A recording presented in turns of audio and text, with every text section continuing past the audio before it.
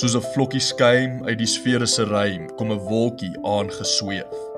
Maar hy groei in die blou tot 'n stapelbou van marmer wat krul en leef. Kolossaal monument op sy swart fondament waar die bliksem in brul en leef. En o, met my is die windjies bly, hulle spring uit die stof ooret en wals en draai in dwarrelswaai oor my vloer van end tot end. Die gras skuttel wakker om same te jakker, tot hy opspring uit sy kooi, en soos mane en sterde van jaande perde sy stingels golf en gooi.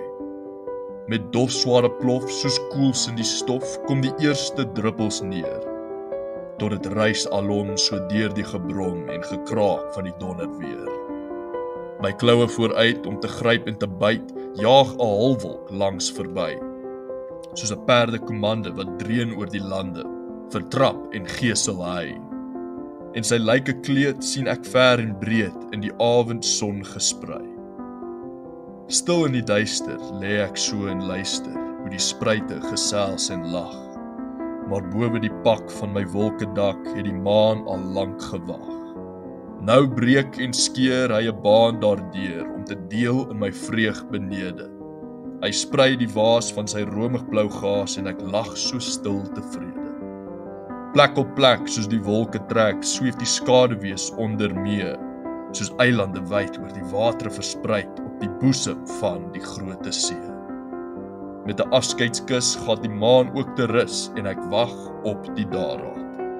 So skoon en so mooi soos 'n fris jong nooi wat lag in haar bruidsgewaad. Oor die bulte se rug slaat die gloed in die lug van brande wat ver weg kwyn. En doringbome fluister in rooi skemerduister van gevare wat kom of verdwyn. Uit slote en plas, uit die geurende gras, styg 'n danklied op ten hemel.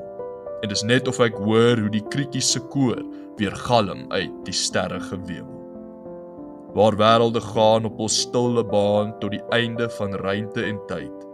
So groots en klaar staat God se tempel daar, wyd in sy majesteit.